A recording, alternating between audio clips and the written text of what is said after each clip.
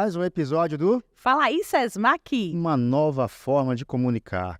Esse podcast, professora Agda, ela faz a diferença na totalidade das informações. Nós temos vários episódios que você não pode perder no nosso Spotify, no YouTube, para que você possa promover mais conhecimento e informação, não é isso? É isso mesmo, e o episódio de hoje eu considero ele necessário e importante Exatamente. para toda a sociedade. E é uma questão de saúde pública.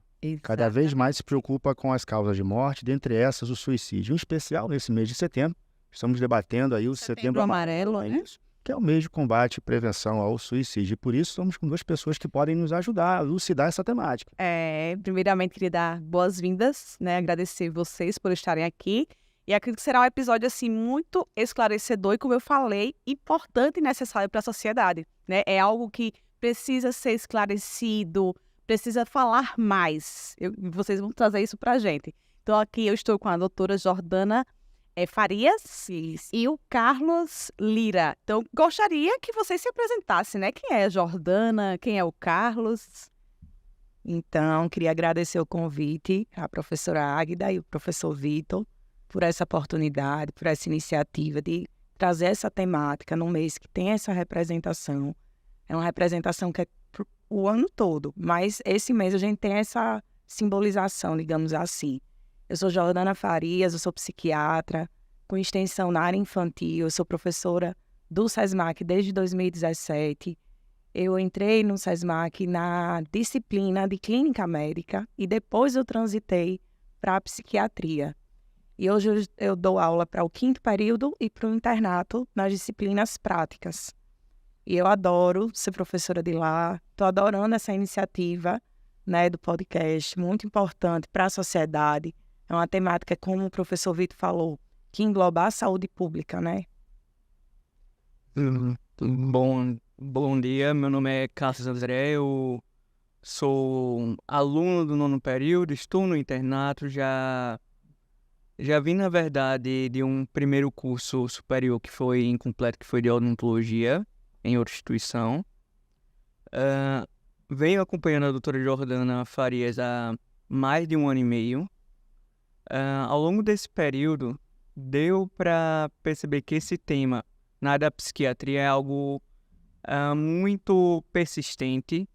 É um tema, na verdade, que não deveria ser só o foco do psiquiatra. É algo que você vai encontrar na urgência, é algo que, às vezes, a pessoa que está do teu lado está com esse problema em mente e não deixa transparecer. Às vezes, uma palavra meia dita pode ser, na verdade, um recado não explícito. Então, a gente tem que ter todo esse trabalho para esclarecer profissionais da saúde no geral e a população, porque, às vezes, um grito abafado é um grito que não foi ouvido. E o que o Carlos coloca aqui pra gente, né, é bem importante. Eu acho que vai ser esse foco do nosso bate-papo hoje, mas eu queria iniciar assim, alinhando. A doutora Jordana colocou muito bem, né, que é um tema que tem que ser abordado o ano inteiro, claro, mas escolheram o setembro para trabalhar, vamos dizer assim, prestigiar, né, essa temática. E aí, por que foi Setembro Amarelo? A história, por que escolhido Setembro Amarelo? Sei que foi em 2013 essa decisão, né? Isso. Iniciou em 94 por um americano que cometeu suicídio. E lá começou com um projeto nos Estados Unidos. E isso foi ganhando dimensão e chegou no Brasil nesse ano que você acabou de citar. E vem tendo grandes repercussões positivas, digamos assim, junto com as outras campanhas que a psiquiatria, que a Associação Brasileira de Psiquiatria faz também. E junto com algumas, como o CVV, como outras ONGs que ajudam nesse projeto para que seja o ano todo em extensão nessa prevenção. Mas que o Setembro Amarelo isso tenha uma repercussão maior, assim como tem nos outros projetos, né? A prevenção do câncer de mama. Outubro Rosa, né? Novembro Azul. Isso. Mas é um projeto de extensão. E por que é tão importante você estar falando dessa temática ao longo do ano todo? Porque a gente é uma sociedade que ainda tem muito estereótipo em relação a isso, né? Tabu, né, doutora? Tabu, preconceito, evita se falar, porque mexe muito, né? Não é uma temática que socialmente as pessoas têm essa cultura. Então, a gente trabalha com a quebra desse estereótipo falando, desconstruindo isso dia após dia. Eu acho que essa é a principal missão. E o Setembro Amarelo, ele vem com mais força para a gente estar chegando nos pacientes, fazendo mais propagação, digamos assim, mas não que não faça o ano inteiro. E é um aprendizado diário. Na verdade, essas ações de conexão, de comunicação, de cuidado, fazem parte de uma campanha, não é isso, Carlos, também, envolvendo o Setembro Amarelo? A questão é que tem essa campanha, muitas vezes, questão de balão, da fita amarela.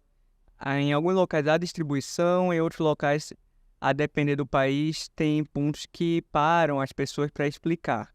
Em alguns locais, eles têm o tempo de pessoas em ONGs, como no caso do Brasil CVV, para ter mais acesso a serem ouvidos. O CVV, se não me engano, em 2018, atendia cerca de 2 milhões de ligações ao ano, Nossa. em 2018. E a gente tem um panorama que no Brasil, em 10 anos, de 2009 para cá, ou seja, 2019, nós tivemos um salto, certo? De mais de 40%. E o pior, o público que, digamos assim, era adulto, na verdade foi migrando para adolescente, foi migrando para... A gente já tem relato de criança cometendo esse ato.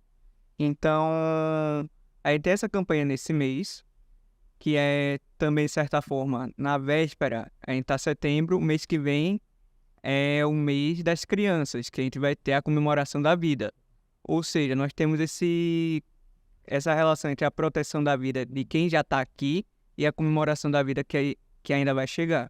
Importante o seu relato, até porque alguns dados estatísticos, em especial do OMS, demonstram que a população que vem crescendo, justamente essa população de faixa etária de 15 até os 45 anos. Nessa faixa etária aí, Como é que a gente consegue entender esse cenário, que inclusive é uma entre as 5 principais causas de morte e de óbito, segundo o OMS, que é o suicídio? Como é que a gente lida com a sociedade de forma cautelosa, para que a gente consiga entender que não é só uma data? Pois é, essa estatística é bem alarmante, né? Dos 15. Então, por que, Jordana? Por que essa faixa etária? O adolescente, ele é volátil. Ele está numa fase de transformação social, cultural, filosófica, da identificação do eu, mudança de corpo, mudança da forma de pensar. O amor do pai e da mãe, que para a criança menorzinha é tão suficiente, deixa de ser suficiente. Ele vai atrás de outros amores, né? O amor de validação entre os pares. O adolescente, ele gosta de estar entre os pares para diluir responsabilidade. É aquela fase que ele tem de fazer a identificação do eu dele. Quem eu sou? Quem eu sou? Como é que o outro me percebe? O que eu gostaria de ser e eu não posso ser. Exemplo, eu gostaria de ser mais alta, mas eu tenho a minha limitação. E o adolescente, ele começa a perceber isso. O adolescente, ele começa a perceber que ele não tem mais o tempo todo do mundo como a criança tem. Ele sai daquele vínculo de entender que ele sobrevive e ele começa a entender por que eu existo. O que é que eu quero fazer com o meu amanhã, né? E tem alguns adolescentes nessa fase volátil, mais volátil, e aí tem vários gatilhos que podem estar implícitos. O adolescente, ele passa por muita dificuldade, por exemplo, aquela fase, apareceu uma espinha no meu rosto, não vou para a festa porque todo mundo vai, é o egocentrismo, né? Do adolescente, o egocentrismo não é do narcisismo, não, mas é de achar que todo mundo vai olhar para aquela espinha, para aquele defeito, para o meu cabelo que está assanhado. Então, o adolescente, ele é muito imaturo nessa relação, mas ele está buscando isso para fazer a fixação da personalidade dele, a identificação dele. A infância, um período é longo. Do adulto para o envelhecimento é longo, mas o adolescente é aqui volátil. Então, a gente está passando por uma era muito digital também, com influências, né? Tempo de tela, as informações que chegam, que causam grandes propagações a nível grave, gritante. É uma época, assim, de adolescentes mais impulsivos, digamos assim. Se a gente for fazer um breve histórico, né, Carlos? A nível de literatura, antigamente a gente não escutava ouvir falar muito de autolesão. Hoje a gente vê essa histeria em massa, né, de pessoas num consultório mesmo da prática de psiquiatria deles. Toda semana a gente pega um caso disso. Isso é alarmante, porque a ideação suicida, ela é um fator de risco, é um pródromo, é uma previsibilidade. aumenta a taxa de 20% a 30% do início dessa ideação acabar evoluindo para o que a gente não quer que evolua. Suicídio mesmo. Exatamente. Na verdade, a gente tem observado isso também, segundo os estudos, né? E existe muito preconceito, não é isso, professora Águida? Então, eu ia falar sobre isso. Durante muito tempo, né, a gente sabe, por questões religiosas, questões morais, questões culturais, a questão do pecado, né, que isso é tratado ali. Então, isso foi muito, vamos dizer assim, abafado, calado ali. E hoje há essa necessidade de trazer esse tema e estar trazendo esse tema e deixar ele, vamos dizer assim, de uma forma, tratar de uma forma natural, porque é importante, porque são vidas, né? Vidas que estão pedindo socorro, não é por aí. Como é que a gente percebe? Aí eu vou para essa pergunta, né, que eu acho que é fundamental. O Carlos pontuou no início que não só os profissionais da área de saúde, como geral, mas a própria sociedade, as pessoas, família, amigos, etc. Como lidar com isso? Como é que percebe? Quais os traços? Como é que a gente começa a identificar e de que forma a gente pode ajudar também, né? E o que preocupa, assim, até para a gente ajudar, que tem muitos casos que são subnotificados por aquilo que você falou, eu vou reiterar. Tá. Por exemplo, a família tem vergonha de constar ali na declaração de óbito a causa da morte, entende? Tem o luto de um paciente que perdeu, uma família que perdeu um ente por suicídio, é um luto mais prolongado, né? Um luto de uma patologia, por exemplo, um câncer, ou então alguma outra causa de morte. Não, o do suicídio, ele é um luto mais prolongado. É a culpa, né? Acho que fica culpa, né? Sente essa Poderia ter ajudado. Então, tem subnotificações. Isso é ruim, porque a gente acaba que perde o dado estatístico com mais validação, para a gente saber que população é essa. Para eu poder fazer as campanhas, né, o orçamento perante os municípios, as regiões como todo o Brasil. E a gente sabe que essa estatística ela está sendo um pouquinho mascarada, subnotificada. E outra coisa também que eu acho que é importante para te responder. Por exemplo, um caso de um paciente que já vinha passando por problemas, normalmente mais de 90% de casos de suicídio tem doença psiquiátrica primária, entende? Vem de uma causa psiquiátrica primária. Então, é um paciente que já não estava bem, teve uma instabilidade emocional, bebeu, ficou embriagado, pegou o carro e acabou se acidentando. Então, essa é suicídio. Pois é, né? Mas isso vai vir na declaração? Não tem investigação. Verdade. Né? Então, esses casos, eles são subnotificados. E a pergunta que você tinha feito, como é que a gente percebe os sinais? Como eu te falei, os pacientes, algo que eu acho que o Carlos percebeu muito no consultório, como é que Maceió é um calor danado? Como é que no ambulatório o adolescente chega com um casaco, né? Num calor, e eles estão tanto calor que eles às vezes até ficam se abanando assim. E continua com o casaco. Continua com o casaco, a gente vai percebendo. E às vezes não vão nem com a família, né? Às vezes eles vão com um primo de maior, porque tenta esconder da família. Porque às vezes a pessoa que está precisando de ajuda, ela não vai falar. Às vezes... São amigos. A gente já atendeu adolescente que foi trazido por algum amigo que era maior de idade. E o problema, na verdade, nessa faixa é o seguinte: nós temos um efeito de contágio. Quando um deles comete o suicídio, geralmente o risco de outro no mesmo grupo cometer é bem mais significativo. Não é aquela coisa que a gente tem de uma pessoa, a princípio a gente pensar que uma pessoa comete suicídio, 6 são impactadas. Só para acrescentar, para não perder, a Organização Mundial de Saúde, ela até orienta para não divulgar imagens, né? Para evitar, se alguém deixou uma carta, não está colocando isso na internet, não está propagando isso em WhatsApp, não está falando como foi, está tirando foto de lesões e está mandando. Ele pede para ter essa cautela, porque existe essa histeria em massa de pessoas que acabam sendo afetadas de alguma forma. É como se eu estivesse ali, tão vulnerável, que só precisava de um gatilho, de uma informação chegar até mim para eu ter coragem. É isso que eu ia falar, criar coragem. Né? Exato. Se ele fez, eu vou agora também, né? E a Dá gente uma tem exposição que na década de 80, 70 dizia 6, que era um número pequeno, vamos dizer assim. Em 80, 90 já falavam de 100. E agora imagina na era da rede social, que hoje alguém comete suicídio, vamos supor, numa ponte. Alguém que está de fora do carro filma, joga no YouTube, ou em outra mídia social, WhatsApp, Instagram. tudo. Daqui para que a plataforma retire, que eles retiram porque eles têm uma política apropriada, qualquer vídeo, qualquer áudio, só para gostar. Sobre esse tema, eles retiram e colocam um tópico sensível quando é algum tema relacionado a estudo. Muito importante isso. A nossa discussão aqui, possivelmente no YouTube, vai ter uma tag perguntando: isso daqui é um tópico delicado. Você quer mesmo assistir? Isso. Que é o que ocorre. Os outros.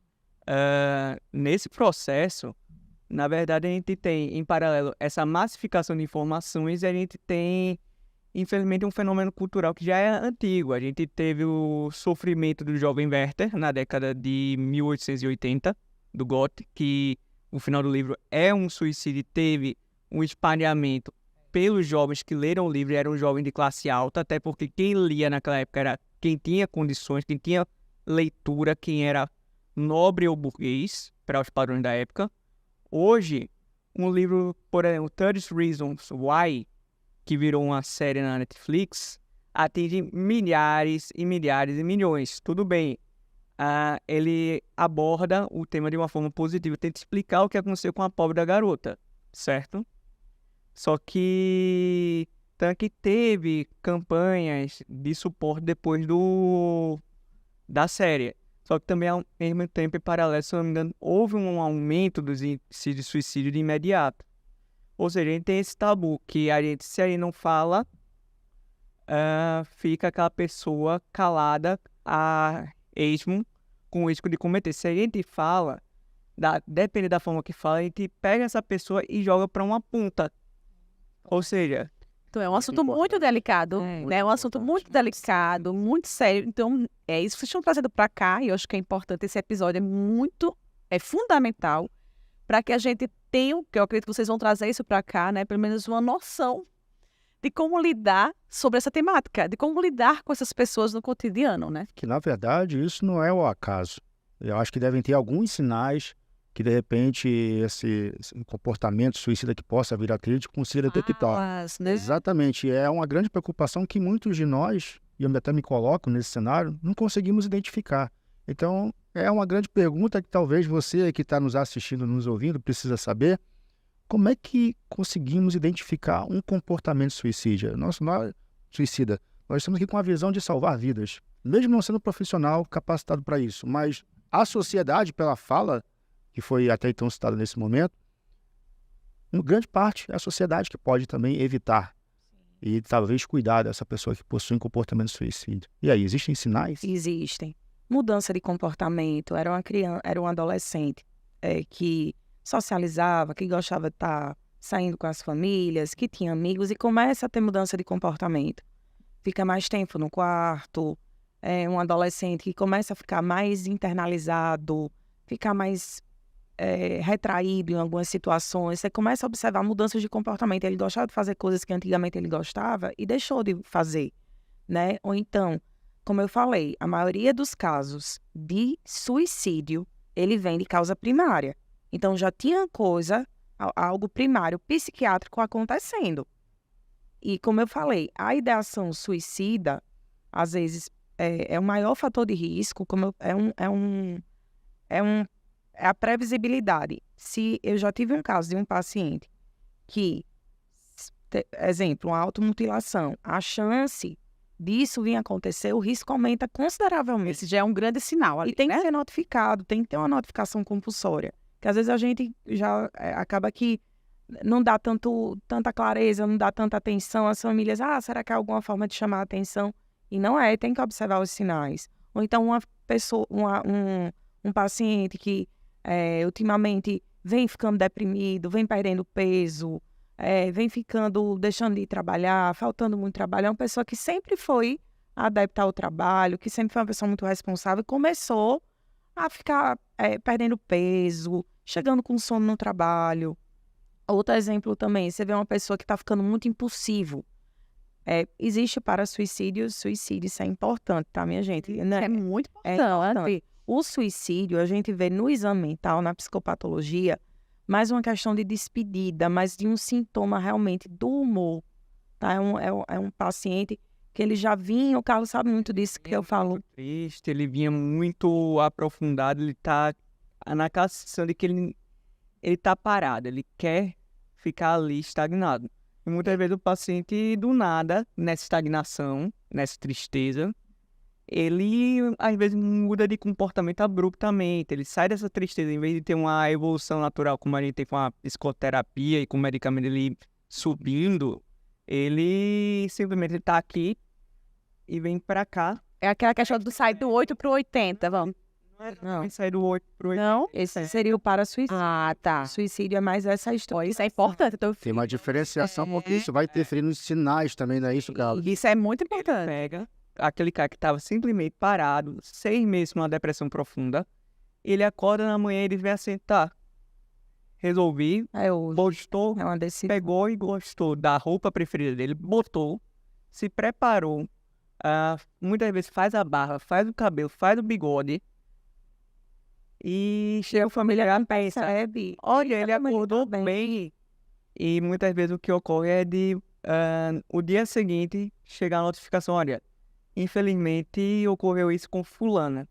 Ele decidiu a data, muitas vezes depois se encontra um bilhete, ou às vezes o bilhete já foi até entregue de outra forma, que o pessoal não compreendeu. Teve um caso desse na prática, não foi? Da irmã de uma paciente com autismo. E foi desse jeito. E o para-suicídio, ele é mais de um sintoma impulsivo, da impulsividade. Vou dar um exemplo. Uma adolescente que ela está ali na formação da personalidade dela, ela tem um quadro mais impulsivo, tem um temperamento mais instável. Tem adolescentes que não sabem lidar com emoções negativas. Tá? Isso é uma estruturação que tem que ficar atento para procurar ajuda, porque já é um fator de risco que você está percebendo. Será que não é uma estruturação de um diagnóstico primário? Como é que está se estruturando a personalidade dessa pessoa? E aí, às vezes, por fim de um namoro, numa medida impulsiva, você acabou comigo, o negócio de pegar o carro desenfreado, ou então na questão do impulso, da raiva, da emoção negativa, se joga. Então, ela não se preparou, ela não teve aquele tempo de decisão, do humor deprimido, foi mais da impulsividade. Ela não conseguiu ter freio inibitório. Que tanto que na psiquiatria forense, a mecânica das quedas são diferentes. Então, é uma outra estruturação, os dois culminam para a mesma coisa, mas uma psicopatologia é diferente da outra. A gente vê uma estruturação muito mais do humor e o outro de um temperamento mais impulsivo, de atitude mais impulsiva. Então, só para ficar, que eu acho que Essa informação é importantíssima, porque a gente convive com várias pessoas, seja na nossa família, seja amigos, ambiente de trabalho, né? E a gente está aqui justamente para trabalhar isso, tentar entender o máximo de informações, de características, né? De fatores que indicam e que a gente vá ampliando esse conhecimento, que eu acredito que seja muito importante. E também pode contar, Carlos. Certo. Numa tentativa de simplificar o máximo possível, aquele que quer o suicídio de fato, ele tem a vontade disso. Então, ele fez para acontecer. Se ele falhou, bom, sabe? Bom porque ele ganhou uma sobrevida, dá pra gente tentar contornar e fazer a abordagem com medicamento, psicoterapia e por aí vai. Já aquele outro para-suicida, ele não tinha essa intenção. Muitas vezes é uma resposta dele para uma emoção negativa, talvez algum nível de vingança para com os outros, ou uma culpa que ele sente, ou outra coisa que ele quer extravasar. O que aconteceu é que ele errou a mão. Vamos dizer bem assim, enquanto um queria tomar uma dose letal de um medicamento para morrer, o outro tomou uma dose letal do medicamento por acidente. Ele queria ter aquele alívio momentâneo da dor, da impulsividade, mas ele não pretendia morrer. Não sei, a gente é leigo aqui, verdade, e é uma temática realmente que eu, assim, tenho muita curiosidade e não tenho muito conhecimento mesmo, assim, de lidar com isso. Eu acredito que você também, né, professor Vitor? Isso seria, Carlos, a gente poderia utilizar o termo que a sociedade usa muito isso, eu estou usando esse termo de forma errada também, a questão de chamar a atenção. Porque muitas vezes as pessoas dizem, porque quer chamar a atenção, né? Não é exatamente uma questão de querer chamar a atenção, certo? Vamos supor, você tem uma emoção forte e você tenta dar um extravasamento para essa emoção, certo? Pode ser uma raiva, pode ser uma tristeza, pode ser uma culpa. Soa como chamar a atenção porque essa pessoa está pedindo um auxílio para resolver esse problema. Mas não significa que esse chamar a atenção, essa busca por um auxílio, que seja para uma série de problemas que podem ser resolvíveis, não é algo que já está consolidado e acabou, não vão levar à morte. Então, não vou dar vazão porque quer chamar a atenção. Tem que dar vazão, sim. Você familiar que tiver alguém que fez algo que foi possivelmente letal, você tem de prestar atenção nessa pessoa, porque o dito chamar atenção uma hora vai. A cada tentativa de suicídio, e a cada tentativa, na verdade, cada episódio para suicídio, a pessoa infelizmente acaba refinando o método. Vai chegar uma hora que vai acontecer. São sinais. O que o Carlos falou agora, para mim, na minha opinião, são sinais. E que nesse universo, segundo a doutora, também ressaltou que é o universo das telas. As pessoas estão cada vez mais distantes das conexões com o mundo real. E eu acho Se que escondendo aqui, né? E a conexão, na verdade, na minha opinião, pelo que já foi dito, é o ponto-chave para que a gente consiga, até então, prever. É um ato de prevenção. Então, você que está ouvindo o nosso podcast, encaminha, você está salvando vidas hoje, possivelmente com um simples ato, né, de buscar informação, de comunicar de formas diferentes e não só isoladas. Então, as pessoas estão cada vez mais retidas no seu mundo. E esse universo da comunicação e da conexão, cada vez mais pode ser um fator de risco, não é isso, doutora? Sim. E às vezes eu atendo alguns pais que dizem, Jordana, mas eu vou tirar a privacidade dele olhando. Eu disse, sua filha está tendo mudança de comportamento, sua filha está visivelmente deprimida. A única troca social que ela está tendo é da escola, que você já foi na escola, e em casa, porque ela está ficando horas dentro de um quarto isolada no telefone. E que privacidade? É uma criança, é um adolescente, é de menor. Você é o cuidador, você é o responsável, você tem que ver o que é que está acontecendo, porque as influências ruins corrompem os bons costumes. Isso desde que a gente escuta de vó, e é verdade. Então a gente tem que ficar atento, porque são telefones, às vezes você está ali conversando. Quantos pacientes eu já atendi que se envolveram com homens mais velhos, adolescentes, entendeu? Que usam uma máscara social fingindo ser uma pessoa da mesma idade do adolescente, fica pedindo fotos, essas fotos são vazadas. E aí você vai vendo o que isso vai se propagar. E começa a chantagear também, muitas vezes. Aí acontece que o adolescente começa a ficar perdido sem saber o que fazer. Com certeza. Né? Ou então, às vezes, acontece também dos pais, quando começam a descobrir, que pegam o telefone, começam a ver o que aconteceu, viram que a proporção está tão grande de coisas que foram iniciadas ano passado, e com essa história, não, ela só fica no telefone, não conheço a minha filha. Você conhece, mas existem as influências do mundo, a gente não pode ficar colocando a mão nos olhos e fingir que isso não existe. Isso existe, isso vem com muita influência. Como eu falei, eles são um perfil de faixa etária muito vulnerável. Então, às vezes, o adolescente, por ainda estar estruturando essas emoções, às vezes é acolhido no telefone, na rede social. Encontra ali, né, o espaço para ele, né? Por isso que é tão importante, eu não sei se vocês sabem, mas hoje as políticas públicas de educação, ela obriga as escolas a terem um psicólogo. Por quê? Para fazer campanhas anti-bullying nas escolas, até por causa desses alarmes estatísticos, como o professor Vitor falou. Então, um psicólogo na escola, ele entra ali também como uma busca ativa do adolescente, ou do psicólogo estar ali convivendo com o pessoal, de ajudar, de fazer aquele acolhimento e observar o que vem acontecendo, porque às vezes é na sala de aula, né? E isso não pode se propagar. E a imaturidade deles, né? Assim, às vezes a gente vê que são adolescentes tão vulneráveis e às vezes a família não sabe. Não sabe. Não sabe. E eles querem ser aceitos naquele ambiente deles também. Às vezes, para ser aceito naquele grupinho de amigos, eles terminam meio que se julgando demais, né? 80% dos adolescentes que eu atendo vêm disso. Dessa dificuldade que eles têm de se sentir pertencente a um grupo. E eu não entendo. Com a sala de aula, né? Eu atendi uma criança num SESMAC que ela mudou de escola e a professora disse... por que você mudou de escola? Não, eu era excluída na outra turma. Ah, pois eu vou apresentar uma menina que ela também é excluída. Aí junta vocês duas que são excluídas. Quer dizer, eu escutei. E eu disse, meu Deus do céu, quer dizer, o que é que você está falando? Qual a transmissão que você está falando? Ah, você é excluída, vai se juntar com outra. Você está invalidando ainda mais. Né? E não é esse objetivo. Os profissionais como vocês, né, que vão nos ajudar a compreender isso. Eu acho que a sociedade Eu entendo que estamos passando por um processo de evolução, mas ela precisa se preparar mais para abordar e compreender essa temática, inclusive se posicionar, não é isso? O problema é que a gente precisa consolidar ao redor dessas pessoas, na verdade, a população em geral, a ideia de redes de apoio, porque a gente está focado no telefone, a gente está focado no trabalho, a gente está focado em várias coisas. Só que, qual foi a última vez que você parou, certo? Em casa, chegou num familiar e disse, o que é que houve? Deixa eu te ouvir. A gente não para.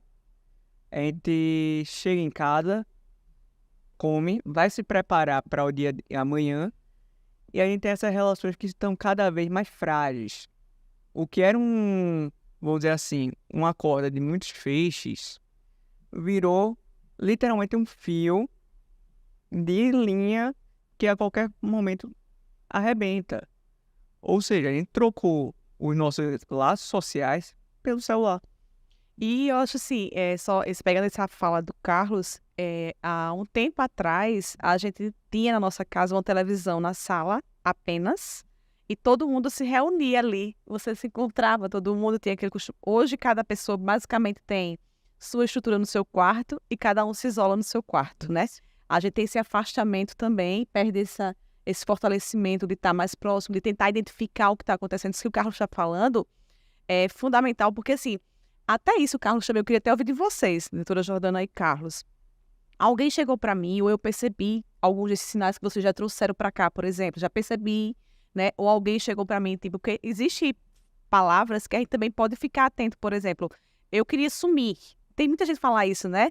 Ou dentre outras palavras-chave, assim, que talvez direcionem o que falar naquele momento, porque assim, dizem que é errado a gente chegar a dizer assim, por quê? Você tem uma vida tão boa, né? E diz assim, tente evitar isso. Então, seria mais voltar para o que você falou, o que é que você tem, o que houve, e escutar, seria esse o caminho do nosso comportamento, se a gente identificar algo nesse sentido? Cada um tem a sua história de vida, cada um tem as suas dificuldades de vida. Às vezes o que eu sinto não é o que o Carlos sente. Eu já atendi famílias que vêm numa estruturação, mãe morreu, pai morreu, sobrinho morreu, e continuam ali firmes. E às vezes até leva um colega e conta da estruturação de vida dela e ela ali segura. Tem outros não. Tem outros que às vezes, por exemplo, ocorre uma situação no trabalho, ali desestrutura a pessoa. Mas você tem tudo, só por causa do trabalho, tu já tá assim. São emoções diferentes, são personalidades diferentes, são temperamentos diferentes. Quem sou eu para estar fazendo um julgamento com a minha percepção individual? Cada ser humano é um ser humano, né? Exatamente, sendo que a gente tá numa sociedade que eu acho que se afastou um pouquinho disso, de se preocupar com os sinais, de observar os sinais, de ter uma empatia, uma ressonância afetiva para com o outro, né? A gente sempre tende a colocar o comparativo com a minha história. Então, a história do outro, se eu comparar com a minha, é superficial. Porque olha o que é que eu já passei por isso. Não é assim. Você tem uma história de vida, o outro vai ter a outra história de vida. Você não é o juiz de decisão do que é que o outro deve sentir, você que deve sentir. Não é assim que funciona na psiquiatria. Na psiquiatria já foi tão sofrida, né? Hoje em dia a gente pega uma sociedade culturalmente que tem preconceito com a saúde mental, infelizmente. E como eu falei, o suicídio ele vem de causa secundária a uma causa primária.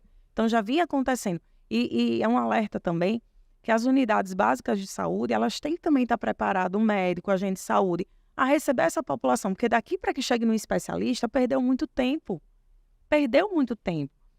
As empresas, né, fazer reuniões de grupo psicodinâmico, às vezes tem um profissional ali na empresa que já passou por um sintoma depressivo, fala um pouquinho da tua história, conta como foi, fazer essas atividades psicodinâmicas nos trabalhos, nas empresas, é uma forma de prevenção ao longo do ano todo. Então, são medidas que a gente acha que é besteira, mas não é. Não é, porque é a rede de apoio, como o Carlos falou. Aqui eu me sinto acolhido, aqui eu sou ouvido e não sou julgado. Como você disse, sempre tem palavras que parece que se tornam até gatilhos.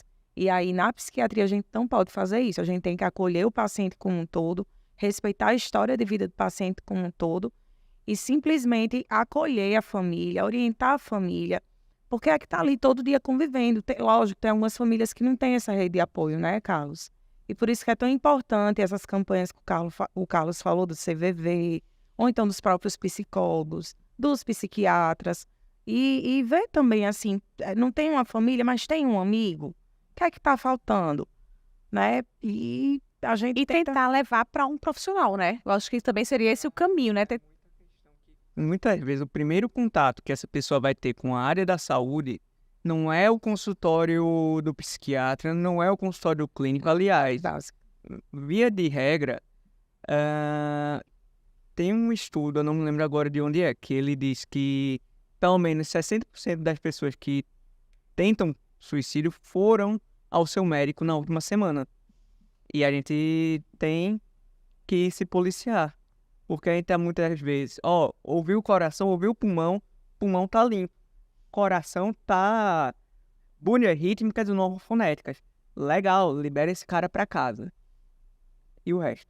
Ele foi ali sentindo algo que talvez já esteja, né? É isso que o Carlos falou, é tão importante. Tem um estudo também, que tá no livro de Psiquiatria e Espiritualidade, no livro da ABP, que é da Associação Brasileira de Psiquiatria, que fala muito que os pacientes, às vezes o médico, porque assim, a fé é um fator protetivo, tá? Não estou aqui falando de religião, não.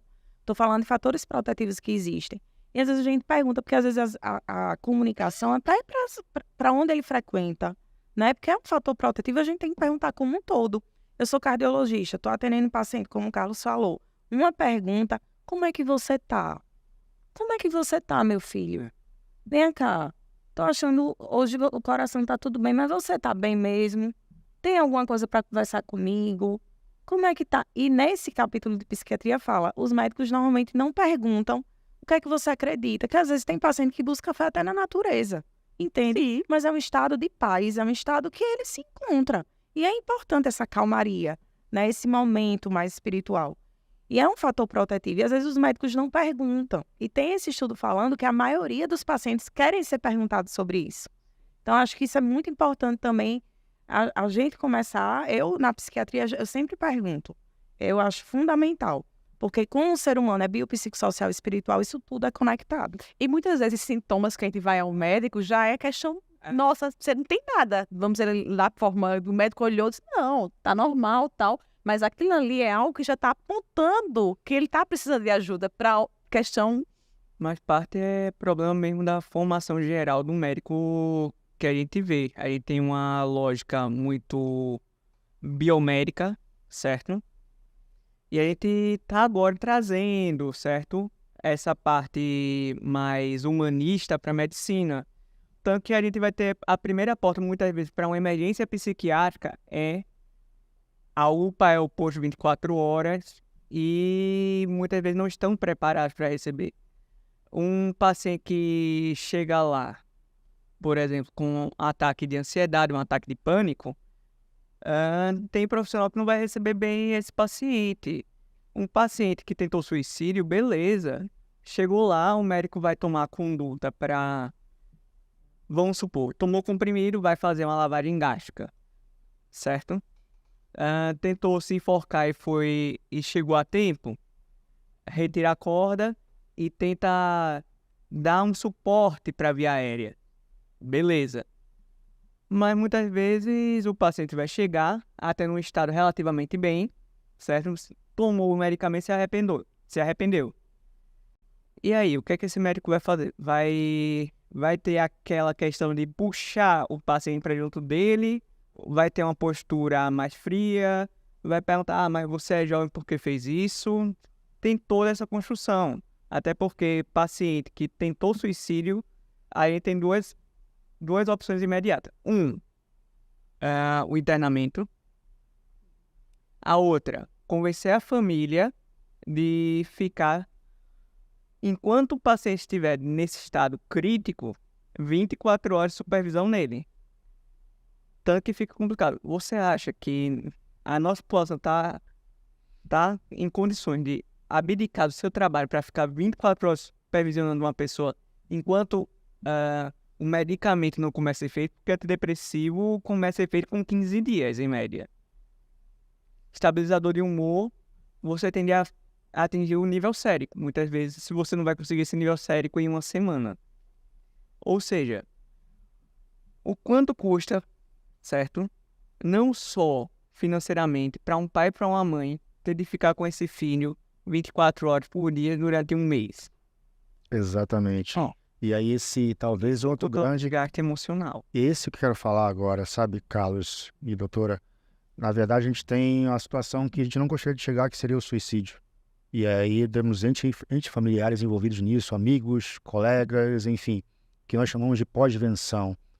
Como cuidar também desse que perdeu um ente querido pelo suicídio, por essa causa que é um problema de saúde pública. E agora a gente está falando para aquele familiar que perdeu até então um ente querido, para aquele que teve um amigo que perdeu. Como lidar, como é que a psiquiatria pode também ajudar esse ente, essa pessoa?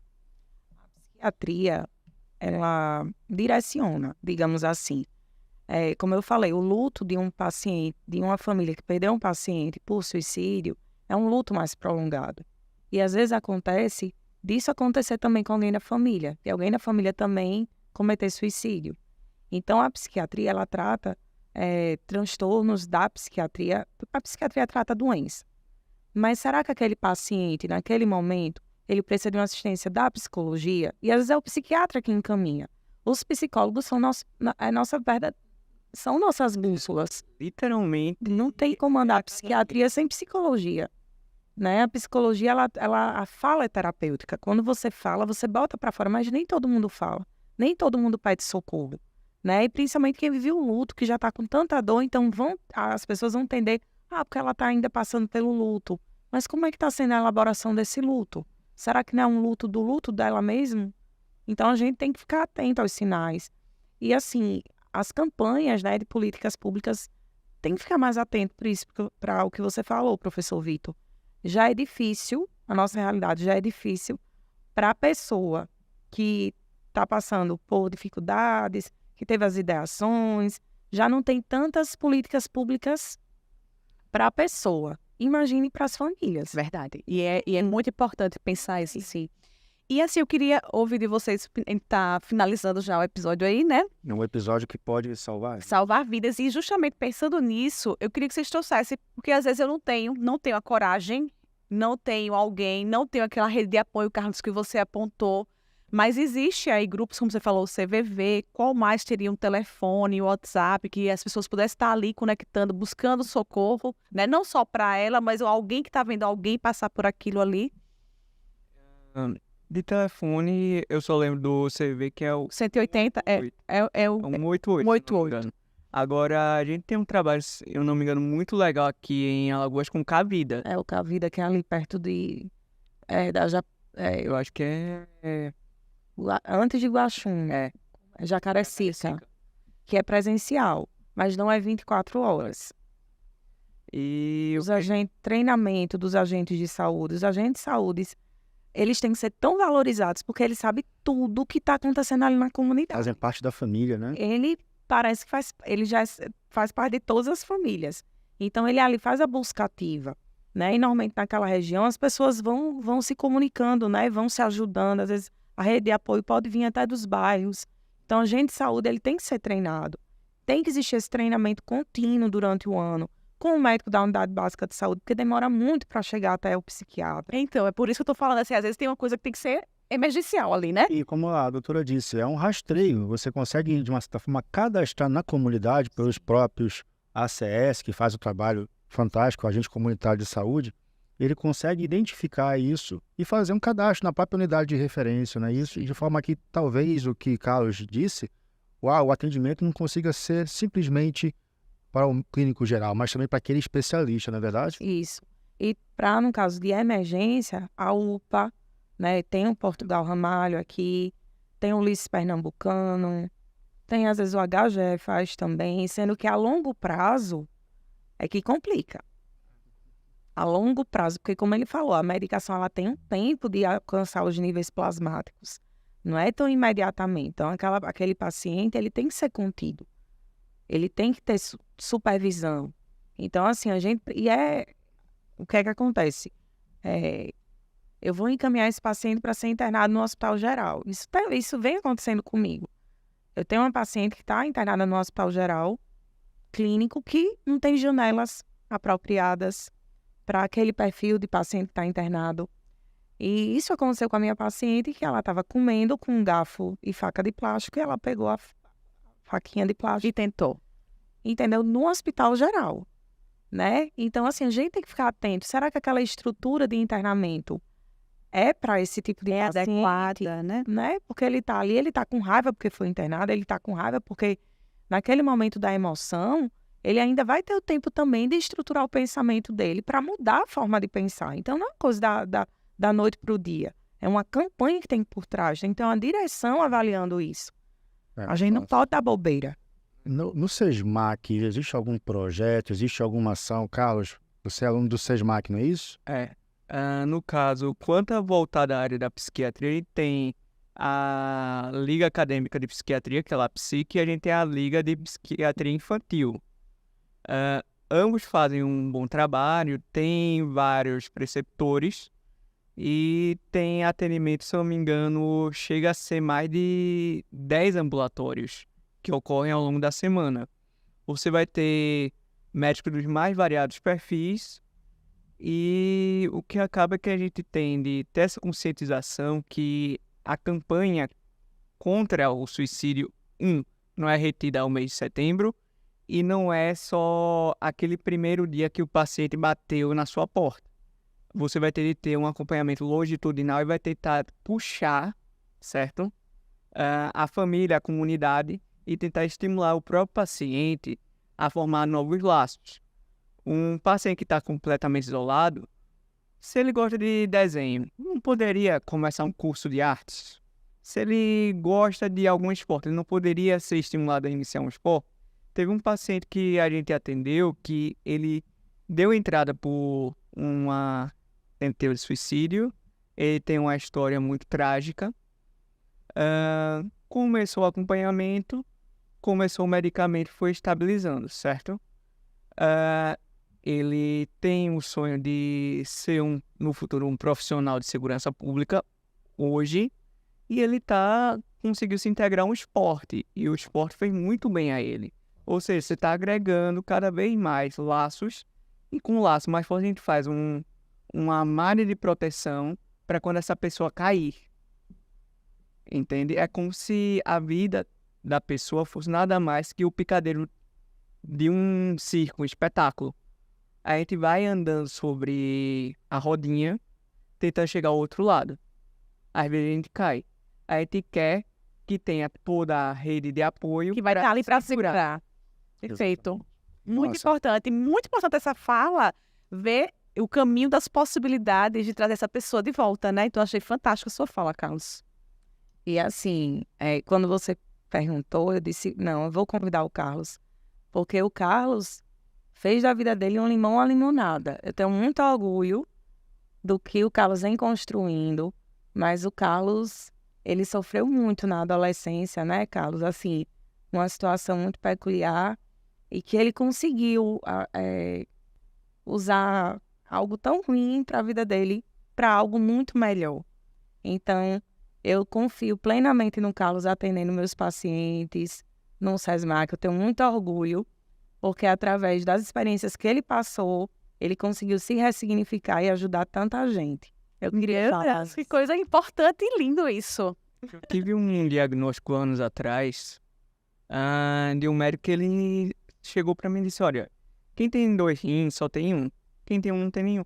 Ele me deu um prazo de expectativa de vida, eu já passei esse prazo, tô aqui, tô com 27 anos no mês que vem, e a gente vai tendo de lidar, a gente tem de tomar medicamento, a gente tem de fazer acompanhamento, a gente tem de tentar desconstruir certas coisas que foram ruins e reconstruir coisas no lugar.